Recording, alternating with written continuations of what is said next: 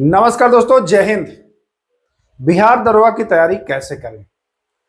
आप लोगों ने देखा होगा कि बहुत सारे लोग दरोगा बनने के लिए घर से दूर कोचिंग पकड़ते हैं, कहीं भी जाते हैं, बावजूद उसके भी रिजल्ट नहीं होता है क्योंकि वो सही दिशा में, सही डायरेक्शन में नहीं आगे बढ़ रहे होते हैं।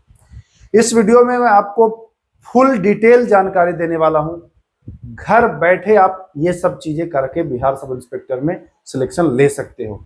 जैसे मैंने लगभग 3 बार आपको मुख्य परीक्षा में शामिल हुआ, 3 बार। अब देखिए, मुझे आपको पता, आप लोग पुराने हैं तो जानते ही हैं कि मुझे आगे की नौकरी करने नहीं है, तो उसके बाद का प्रोसेस में मैं भाग नहीं लेता हूं। लेकिन पूरा प्रोसेस मैं आपको बताने वाला हूं कि कैसे आप भी घर से बगैर कोचिंग के आप कंप्लीट कर सकते हो, कहीं जाए हुए, बिना कहीं जाए हुए। पूरा जानकारी देने वाला हूं, कौन फॉर्म को भर सकता है, बिहार का है या बिहार से बाहर का है, क्या कुछ पढ़ना होता है, फिजिकल मेडिकल सब कुछ इस वीडियो में बताने वाला हूं। सिलेबस, पैटर्न, बुक लिस्ट सब कुछ बताने वाला हूं। तो धैर्य बना करके और वीडियो को शुरू से अंत तक एक एक पॉइंट को देखिएगा। सबसे पहले आपको बता दूं कि बिहार दरोगा अगर आपको बनना है तो पहला जो काम होगा वो आप ग्रेजुएट हो, यानी कि आप स्नातक पास हो। पहला काम आपका ग्रेजुएशन कंप्लीट हो जाना चाहिए, स्नातक आपका कंप्लीट होना चाहिए। ठीक है, यहां पर बात आता है कि स्नातक क्या फर्स्ट डिवीजन खोजता है या सेकंड डिवीजन खोजता है। तो स्नातक में आप फर्स्ट क्लास, सेकंड क्लास, किसी भी क्लास से पास हो, फर्स्ट और सेकंड, कोई दिक्कत नहीं है, आप फॉर्म को भर सकते हो। अब कुछ लोगों का डाउट रहता है कि मैंने आर्ट्स से किया है, मैंने साइंस से किया है, या मैंने किया है कॉमर्स से। भाई, आपके पास ग्रेजुएशन की डिग्री है तो आप फॉर्म को भरिए।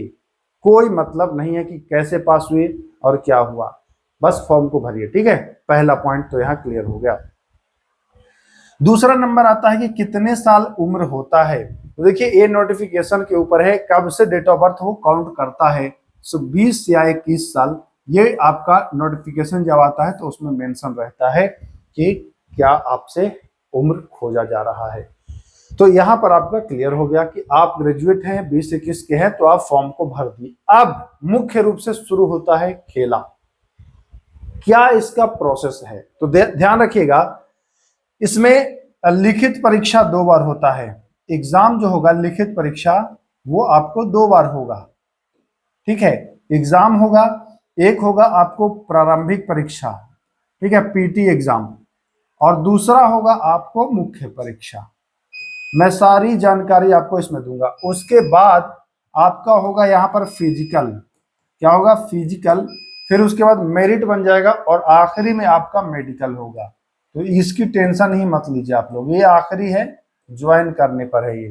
ठीक है, हम एकदम एक एक पॉइंट को जानते हैं, क्या पढ़ना होगा, बुक लिस्ट वगैरह सब कुछ बताएंगे मेरे भाई, जीरो से एकदम हीरो तक बताने वाला हूं। तो देखिए, प्रारंभिक परीक्षा जो होता है, पीटी कहते हैं, ये आपका 100 अंकों का होगा। ये 100 अंकों का, 100 क्वेश्चन होगा। अंक रहते हैं एक क्वेश्चन का 2, यानी कि कुल 200 अंक का रहता है। यहां तक ध्यान रखिएगा। जी हाँ, निगेटिव मार्किंग भी रहता है। निगेटिव मार्किंग 10 नंबर पर 1 नंबर, मतलब 10 प्रश्न पर 1 नंबर, 2 नंबर कटेगा। 10 पर 1 क्वेश्चन कटेगा। 10 अगर प्रश्न आपने गलत किया है तो आपका एक प्रश्न जो है वो गलत हो जाएगा। 10 प्रश्न पर 1 प्रश्न गलत हो जाएगा, ये भी आपको ध्यान रखना है। ये प्रारंभिक परीक्षा में भी रूल लागू होता है और ये मुख्य परीक्षा में भी रूल लागू होता है। प्रारंभिक परीक्षा जो होता है, इसमें जैसे सीट मान के चलिए कि 2000 सीट पर वैकेंसी निकली है, तो प्रारंभिक परीक्षा में जितने बच्चे भाग लेते हैं उसमें सीट का 20 गुना का रिजल्ट आता है। यानी कि 2000 सीट है तो प्रारंभिक परीक्षा में 40,000 बच्चे जो हैं वो पास होंगे। ठीक है, प्रारंभिक परीक्षा का पैटर्न क्या होता है ये भी जरा जान लीजिए। तो प्रारंभिक परीक्षा का सिलेबस की अगर मैं बात करूं तो सिलेबस में देखिएगा, साइंस रहेगा आपका, हिस्ट्री रहेगा आपका, पॉलिटी रहेगा आपका, ज्योग्राफी रहेगा आपका, इकोनॉमिक्स रहेगा आपका, करंट अफेयर रहेगा आपका, 2-4 मैथ्स भी रह सकते हैं। ठीक है, 2-4 हिंदी आपको देखने को मिल जाएगा और 2-4 आपको इंग्लिश मिल जाएगा। बहुत ज़्यादा कठिन नहीं होता है ये हिंदी इंग्लिश मैथ, ये नॉर्मल होता है। कुल 100 प्रश्न रहेंगे इससे, ठीक है।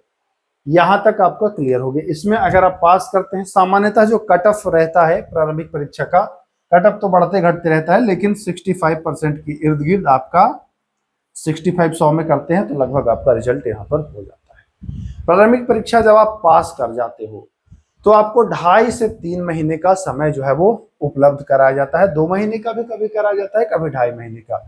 उसके बाद आपका होता है मुख्य परीक्षा, यानी कि मेंस एग्जाम। जी हाँ, बुक भी बताऊंगा, किस बुक से आप कवर कर सकते हैं, सब कुछ बताऊंगा। धैर्य बनाए रखिए, पहले सारा प्रोसेस जान लीजिए। बहुत पहाड़ नहीं है, आप करेंगे तो कर लेंगे। अगर आपको लग रहा होगा कि इतना सारा, तो सब बताऊंगा, आप धैर्य बनाए रखिए। मुख्य परीक्षा में क्या होता है, तो जैसे ही 3 महीना होगा आपका मुख्य परीक्षा होगा। मुख्य परीक्षा में पहला पेपर जो होगा वो हिंदी का होगा। 100 क्वेश्चन इसमें हिंदी का पूछा जाता है। ये केवल पासिंग रहता है, इसमें पास कर गए तो बस रिजल्ट आपका, इससे मतलब आगे का कार्यवाही होगा।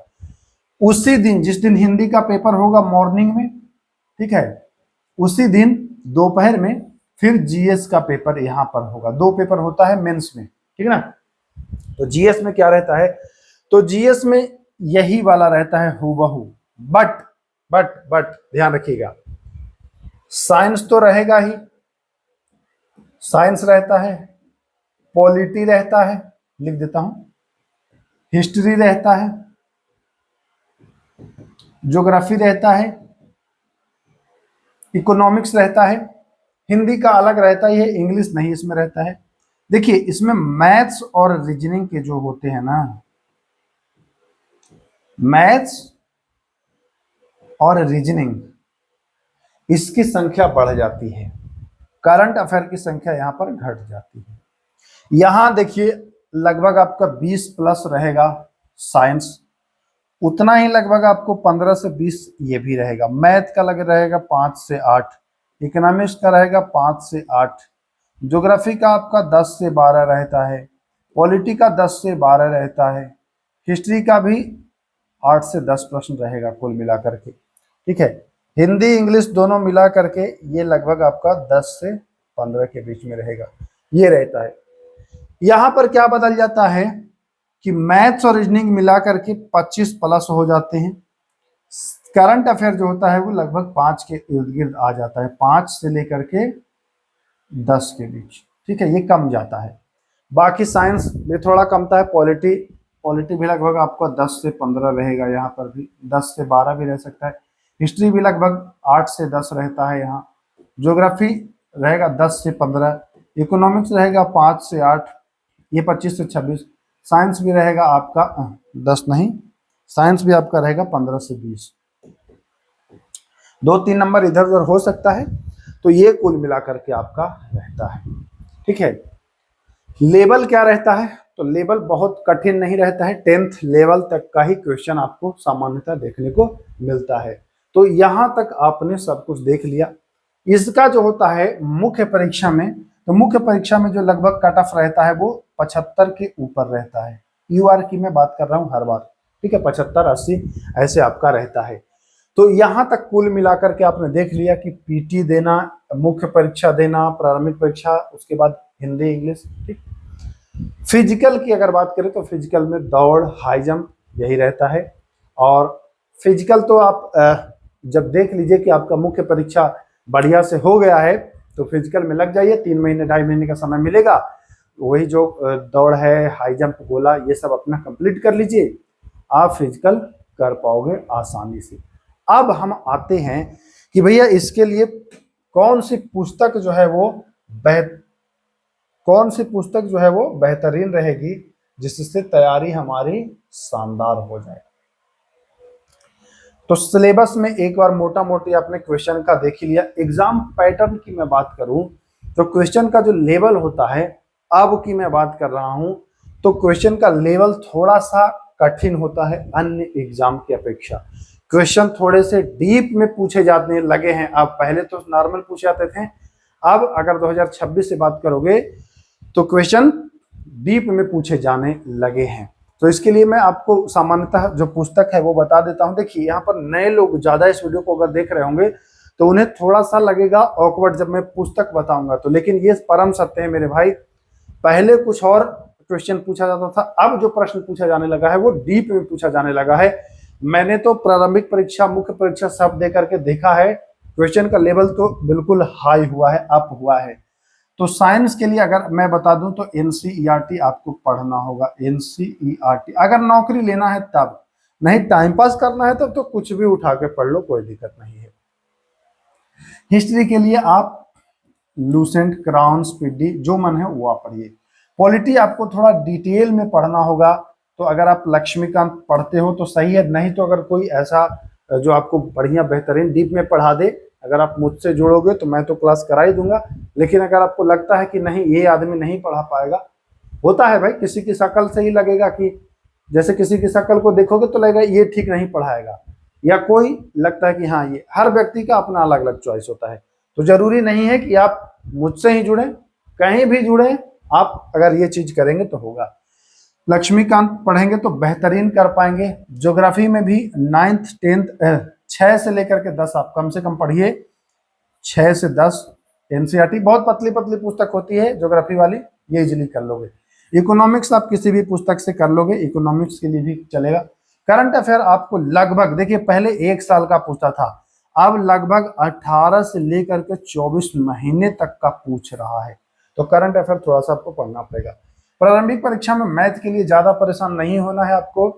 सीआई रहता है, एसआई रहता है, प्रॉफिट एंड लॉस रहता है, परसेंटेज रहता है, ठीक ना। एक आध दो अलजेब्रा से प्रश्न रहता है तो कम ही प्रश्न रहता है। हिंदी इंग्लिश में वही आपको रहेगा, पर्यायवाची शब्द रहेगा, अपोजिट वर्ड विलोम शब्द रहेगा, ठीक ना। इसी प्रकार से मुहावरा एक आध हो सकता है। तो ऐसे 4-5 प्रश्न रहेंगे। तो ये आप किसी भी कोई भी पुस्तक ले लीजिएगा हिंदी का, तो उससे आप कवर कर लेंगे। हिंदी यहाँ भी आपका कवर उसी से हो जाएगा, इसमें भी कवर उसी से हो जाएगा। यहाँ आपको केवल मैथ्स पर फोकस करना है मुख्य परीक्षा में, बाकी पुस्तक यही रहेंगे। मुख्य परीक्षा में मैथ के लिए अगर देखिए टॉपिक मुख्य रूप से इन्हीं 5-7 टॉपिक से प्रश्न रहता है। रीजनिंग यहाँ पर थोड़ा रहता है, तो रीजनिंग में ब्लड रिलेशन आपका रहेगा, ठीक है। त्रिभुज को गिनना या आयत को गिनना ऐसे दे देता है ना, कितने त्रिभुज हैं, इसमें कितने आयत हैं, इस तरीके का चित्र दे देगा। कुछ पासा से एक आध क्वेश्चन दे देगा, घड़ी से दे देगा क्वेश्चन कि घड़ी में ऐसे है तो कितना बज रहा होगा। तो कुल मिलाकर के बहुत ज्यादा जटिल नहीं है। बाकी सिलेबस पर मैं एक अलग से पूरी डिटेल वीडियो आपको अलग से उपलब्ध करा दूंगा, है ना। तो यहां तक आप पहुंच गए। अब थोड़ा सा मैं यहां पर आपको बताना चाहता हूं, जो मुख्य परीक्षा होता है ना, इसमें सीट का 6 गुना रिजल्ट आएगा तब जाएंगे फिजिकल में। जैसे 2000 सीट था तो 12,000 बच्चों को फिजिकल के लिए बुलाएगा, 12,000 बच्चे फिजिकल में जाएंगे। उसमें से जितने का फिजिकल पास कर पाएंगे फिर मेरिट बनेगा, और जो मेरिट बनेगा वो सब मेडिकल में जाएंगे, सिलेक्शन लेंगे, वर्दी लेंगे। तो ये कुल मिलाकर के प्रोसेस है। मेडिकल में सामान्य होता है, बहुत ज्यादा जटिल नहीं होता है। कान, नाक, आंख, फ्लैट फुट, हाइड्रोसिल, यही जांच होता है, बहुत ज्यादा नहीं होता है कि आर्मी जैसा, ऐसा नहीं मेडिकल होता है, नॉर्मल मेडिकल होता है। तो कुल मिला करके यही था दोस्तों। अगर आप घर से तैयारी करना चाहते हो तो पूरा प्रोसेस मैंने आपको समझा दिया है, कैसे तैयारी कर सकते हो, कहाँ से तैयारी कर सकते हो। अगर आप मुझसे जुड़ के भी तैयारी करना चाहते हो तो हमारा पाठशाला विद के ऐप है, वहां पर भी आप जुड़ जाइए। वहां जब क्लास आएगा इसका तो वहां आपको क्लास उपलब्ध करा दिया जाएगा। या फिर वीडियो के डिस्क्रिप्शन में टेलीग्राम चैनल का लिंक दे दे रहा हूं, टेलीग्राम से जुड़ जाइए। जब क्लास स्टार्ट होगा तो टेलीग्राम पर भी मैं सूचना उपलब्ध कराता हूं, तो टेलीग्राम पर आपको उपलब्ध करा दूंगा। एनसीईआरटी के लिए खास करके और ये ज्योग्राफी के लिए खास करके मैं हमेशा एनसीईआरटी का उपलब्ध कराता हूँ। साइंस और ज्योग्राफी का हमेशा मैं एनसीईआरटी। अब ये नहीं है कि एनसीईआरटी, इसके अलावा भी अदर बुक्स का भी इस्तेमाल करता हूँ, तो ये महत्वपूर्ण हो जाता है अगर आप मुझसे जुड़ते हो तो। पॉलिटी के लिए मैं आपको पूरा लक्ष्मीकांत का कॉपी पेस्ट करके देता हूँ, क्वेश्चन कराता हूँ, तो यहाँ पर आपको ये फायदा होने वाला है। बाकी आप घर से रह के बेहतरीन तैयारी कर सकते हैं। एक बार में आप मुख्य परीक्षा, पीटी, फिजिकल, मेडिकल सब कर सकते हैं। ईमानदारी से आप मेहनत। अब आप सोच रहे होंगे कि कितना समय हमको देना होगा इन सब चीजों पर, तब हम सिलेक्शन ले पाएंगे। तो देखिए, पूरा जो ओवरऑल है, मैं एक चीज आपको यहां पर बता दूं, आपको मेंस की तैयारी नहीं करनी होती है। मेंस की तैयारी नहीं करनी होती है। आप प्रारंभिक परीक्षा की तैयारी करोगे तो मुख्य परीक्षा का 70% आप तैयार कर लोगे। ठीक है। प्रारंभिक परीक्षा के बाद जो आपको समय मिलेगा उसमें आप रिवीजन करोगे और मैथ्स पर फोकस करोगे, आपका ओवरऑल कंप्लीट हो जाता है। तो ये कुल मिलाकर के आपको इस पर फोकस करना है, प्रारंभिक परीक्षा पर। और इस पर फोकस करने के लिए आप अगर 12 महीना गुणे प्रतिदिन आपको देना है, लगभग 7 से 8 घंटे आप प्रतिदिन दीजिए। 12 महीना, एक साल अगर आप इतना समय देते हैं तो एक साल में आप बेहतरीन परफॉर्मेंस करेंगे, बेहतरीन परफॉर्मेंस करेंगे। उसके बाद आप जो भी 3 महीने का समय मिलेगा आपको मैथ्स पढ़ के यहां तक आप इजिली पहुंच जाएंगे, आराम से पहुंच जाएंगे। कुछ लोगों का ये भी मन में आता होगा ख्याल कि मेरा मैथ कमजोर है, इंग्लिश कमजोर है, मैं क्या कर पाऊंगा। तो देखिए, मैथ कमजोर है तो पास तो कर जाओगे मेरे भाई, लेकिन मेरिट नहीं बन पाएगा, मेरिट नहीं बन पाएगा। इसलिए मैथ को जो भी बताया हूं, CISI, प्रॉफिट लॉस परसेंटेज, है ना, ये सब आपको, ये सब बहुत जटिल नहीं होता है। आप चाहो तो कर सकते हो, इजीली कर लोगे। आप समय दोगे तो सब कुछ कर लोगे। तो कुल मिलाकर के आपको एक महीना 7 से 8 घंटे तक ईमानदारी पूर्वक मेहनत करना है। आप बेहतरीन तरीके से करके और यहाँ पार करके पहुंच सकते हो, सपना अपना साकार कर सकते हो। वीडियो को ज़्यादा लंबा नहीं करूंगा, काम की बातें इतनी ही थी। बाकी कैसा लगा ये वीडियो, कोई डाउट हो तो डाउट अपने कमेंट बॉक्स में छोड़िएगा। हर डाउट्स पर मैं आपको वीडियो के माध्यम से या टेलीग्राम पर भी आप पूछ सकते हैं डाउट्स, वहां आपको उसका डाउट क्लियर कर दिया जाएगा। तो चलिए फिर मिलते हैं, तब तक के लिए नमस्कार, जय हिंद।